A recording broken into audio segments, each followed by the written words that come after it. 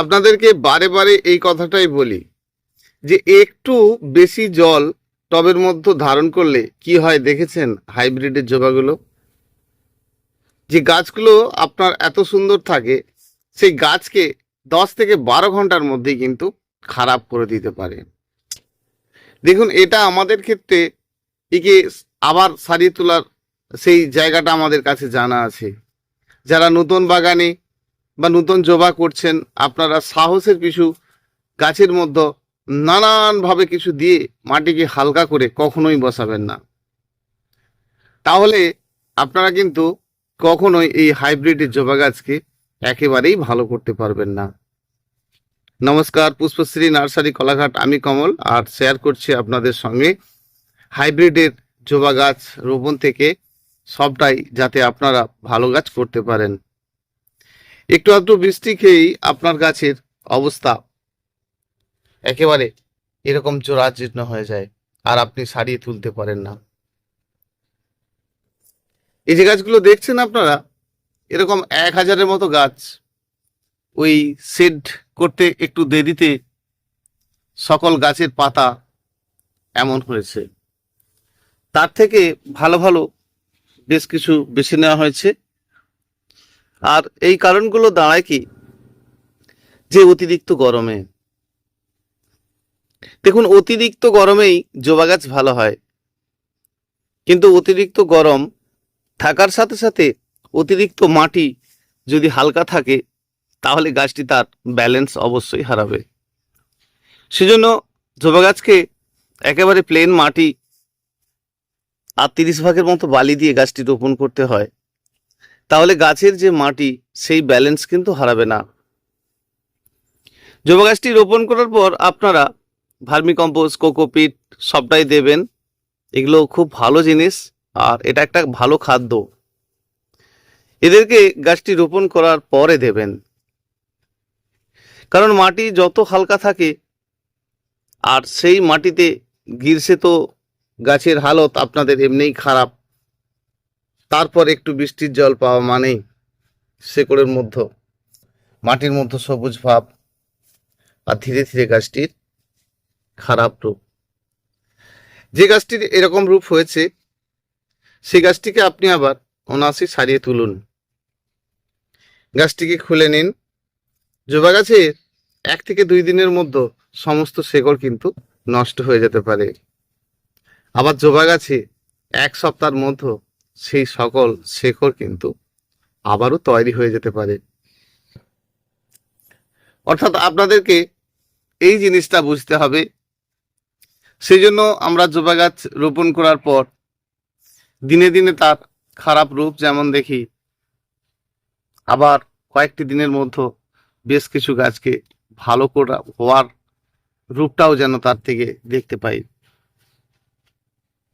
বন্ধুরা, যখন আপনারা আপনাদের জবা গাছের এইরকম রূপ দেখবেন টবে বা আপনার কোনো একটি বালতিতে, এভাবে আপনারা গাছগুলো যেগুলো রেখেছেন তাদেরকে একেবারে খটখটে শুকনো করে ফেলুন, মাটিটিকে টব থেকে খুলে ফেলুন। নয়তো বা গাছটির, এই যে গাছ যখন রোপণ করেন এই এতটুকুই তো মাটি থাকে, আর এই গাছ থেকে 1 ইঞ্চি অর্থাৎ গাছের রিং করে সাইডের মাটিকে সম্পূর্ণ তুলে ফেলে দিন। তারপরে নতুন মাটি দিয়ে দিন, আপনি আপনার গাছটি ভালো করে নিতে পারবেন। সেই জন্য বন্ধুরা, এই জবা গাছ গ্রীষ্ম, বর্ষা, শীত যখনই হোক না কেন, সবসময় আপনারা আপনাদের জবা গাছকে ভালো রাখতে পারবেন। হয় গ্রো ব্যাগের মধ্যে করবেন, নয়তোবা ওই গাছটিকে আপনারা একেবারে লম্বাটে টবের মধ্যে করবেন। তাতে আপনাদের গাছ কিন্তু ভীষণ ভালো হবে। আর এই জবা গাছকে একটি জায়গার মধ্যে বারে বারে রাখবেন না, একটু নাড়ানাড়ি করবেন। এখানের গাছ নিয়ে সরিয়ে দেওয়া হচ্ছে, আবার এখানে, আবার কিছুদিন পর এখান থেকে সরিয়ে দিতে হবে পাশের জায়গায়। এতে যে লাভটা হয়, যখন আমরা গাছটা সরিয়ে দিচ্ছি, এই যে পাতার মতো কুটে কুটে ভাব, হাজারো এক ওষুধ মারলেও এই পাতাকে পরিষ্কার করা যাবে না। কারণ গাছটির গোড়াতে সমস্যা। আর এই গাছটির সহজেই সরে ভালো হয়ে যাবে। এই গাছটিকে সরিয়ে আরেকটি স্থানে করে দেওয়া, এখানের যে ড্যাম্প সেটা আউট হয়ে যাওয়া, যেখানটা রাখবেন সেখানটা মাটিতে ভালো করে চুনকে ঘুরিয়ে দেওয়া, সপ্তাহে 10 দিন 15 দিন ছাড়া হলেও গাছের গোড়ায় মাঝে মাঝে 100 গ্রাম চুন 10 লিটার জলে গুলে ভেজা বা শুকনো অবস্থায় দেওয়া। যদি শুকনো করে দেন সেটা খুবই ভালো। এবং মাঝে মধ্যেই গাছে 1 চিমটি অর্থাৎ 1 গ্রাম চুনকে 2 লিটার জলে দিয়ে গাছকে স্প্রে করা গাছের উপরে। এই সকল কাজগুলো যদি আপনারা করেন, জবা গাছকে সহজেই কিন্তু ভালো করে নিতে পারবেন। যে গাছটি আপনার খুব বড় পুরানো রয়েছে, অনেক ওষুধ দিচ্ছেন, পাতার মতো ফ্রেশ রূপটা নেই, কারণ মাটির মতো সকল শেকড়টা সর্বপ্রথম খারাপ হয়েছে। সেই জন্য গাছটি তার ব্যালেন্স হারিয়ে ফেলেছে। এই গাছটি একেবারে ঝুরঝুরে হালকা মাটি পছন্দ করে না। যে সকল বন্ধুরা শুধু একেবারে বেলে মাটির মধ্যে রোপণ করেছেন, তাদের গাছের পাতা ফ্রেশ রয়েছে, ভালো রয়েছে। কিন্তু যখন আপনি সেই বেলে মাটির মধ্যে একটি বড় টবে দিয়েছেন, সেক্ষেত্রেও দেখছেন একই সমস্যা। এক্ষেত্রে আপনি ডগাটিকে পিঞ্চ করবেন, তারপরে গাছটিতে একেবারেই জল কম দেবেন। দেখবেন আপনি গাছটিকে সহজেই সারিয়ে ফেলতে পারছেন। এই জবা গাছের গোড়ায় জল থাকতে জল নয়, গাছটি জল শেষে জল। আপনারা নিয়মিত গাছে জল দিয়ে যান, সেটা দেবেন না সব সময়ের জন্য। একটা বার গাছে একটু জল টান পড়বে, তারপরে আপনি জলটা দেবেন। যখনই জল টান দেবেন আর গাছটিকে স্থানান্তরিত করবেন, তখনই মাটির মধ্যে যে ড্যাম্প সেটা আউট হবে, গাছের ডাল একটু শুষ্ক মারা মতো হবে। তারপরেই দেখবেন সেই ডাল থেকেই নতুন নতুনভাবে আবার সূচনা নতুন গাছের জন্য। লক্ষ্য করবেন যে গাছের পাতা ঝিমোচ্ছে কিনা। কিন্তু দেখুন মাটি খটখটে শুকনো, গাছের পাতা ঝিমোচ্ছে না। এই মতো অবস্থায় জল দেবেন না। বড় টবের মধ্যে আপনার গাছগুলি রয়েছে, সিন্ডারের মধ্যেও আপনার কিছু গাছ রয়েছে, কিছু মাটির মধ্যেও রয়েছে। সব গাছের ক্ষেত্রেই আপনারা জল টান দেওয়ার চিন্তা করুন। বিশেষ করে এই বর্ষার সময় অতিরিক্ত জল খেলে শেডের মধ্যে করার চেষ্টা করুন, নয়তোবা গাছটিকে ছোট টবে পুনরায় প্রতিস্থাপন করার চেষ্টা করুন। ফলে আপনার গাছটি বেঁচে যাবে এবং সুন্দর হবে। সেই জন্য আমরা মাটিকে কোনোভাবেই হালকা করে গাছ রোপণ করব না, একেবারেই প্লেন মাটিতে গাছ রোপণ করব। এই গাছকে বারে বারে নাড়ানাড়ি করলে কি হয়, গাছের যে পুরানো পাতাগুলো ছিল সেগুলো হলুদ হয়ে ঝরে যাবে এবং গাছটি উপর দিকে দ্রুত বৃদ্ধি পাবে। প্রথম অবস্থায় একটি জবা গাছ রোপণ করার পর তার ডগা পিঞ্চ করা নয়, সেটিকে মোটামুটি 1 হাতের কাছাকাছি 1 ফুট প্লাস আপনাকে বাড়িয়ে তুলতে হবে। তাহলে এর যে নিচের কলম উপরের কলম কি হয়, এই কলমটা নিচের কলমটাও মোটা হতে হবে, নিচের গাছটিও মোটা হতে হবে। আমাদের বেশিরভাগই যেটা হয়, ছোট্ট গাছের মতোই যখন ডগাগুলো পিঞ্চ করি, তখন জবা গাছ কি হয়, ওখানেই ছাকড়া হয়ে যায়, এই নিচের কাণ্ড মোটা হতে পারে না। তো সেই জন্য বন্ধুরা, গাছের যাতে নিচের কাণ্ডও মোটা হয় সেগুলো চিন্তা নেবেন। আর এই বর্ষার সময় নাইট্রোজেন সমৃদ্ধ খাদ্যগুলো একেবারেই দেবেন না। এই সময় জৈব খাদ্যগুলো বেশি বেশি দেবেন। প্রয়োজনের তাগিদে নাইট্রোজেন খাদ্য আমাদেরকে দিতে হয়, কিন্তু সবসময় আপনি যদি বেশি নাইট্রোজেন খাদ্য ব্যবহার করেন, গাছের পাতা পাতলা হবে, ফুলকুড়ি আসতে অনেক সময় নেবে, পাতার মধ্যে বৃষ্টি পেলে সেই পাতা পচে যাওয়ার চিন্তা নেবে, অনেক রকম সমস্যা ফিরে আসবে। এই পলিথিন শেডের মতো গাছ রাখলেও এই যে পলিথিনের একটা ভ্যাপসা গরম, সেক্ষেত্রেও গাছের এই ভ্যাপসা গরমে গাছের মাটি অতিরিক্তভাবে গরম হয়, গাছ সেদ্ধ মারা হয়ে যায়।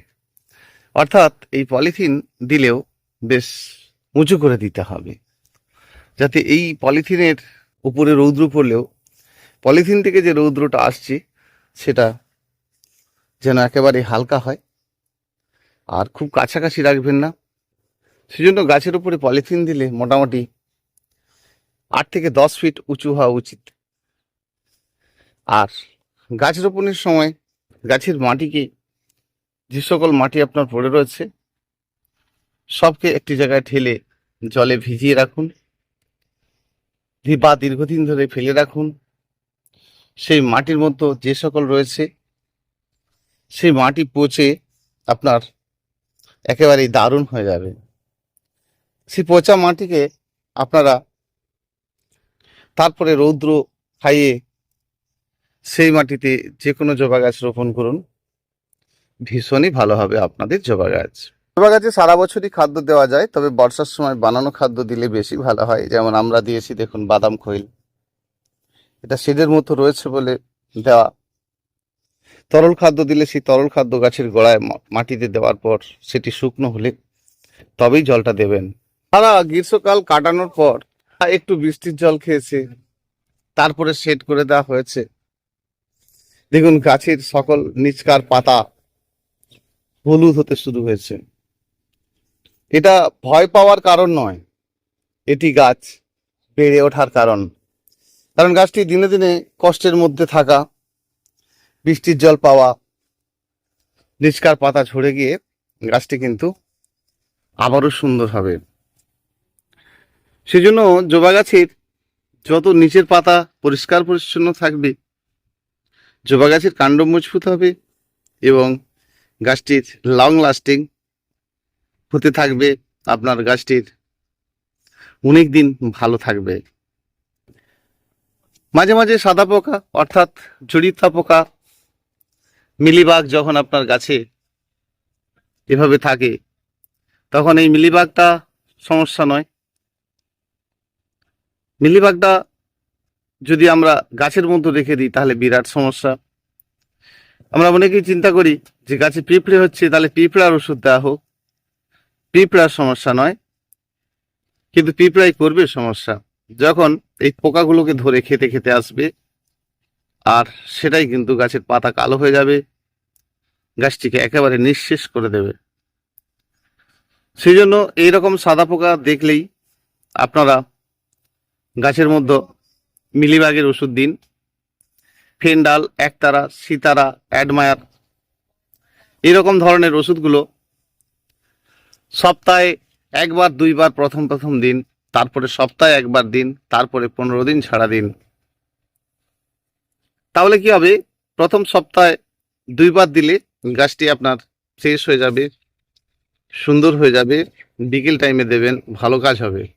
মাঝে মাঝে গাছের গোড়াতে একটু হিউমিক অ্যাসিড দেবেন,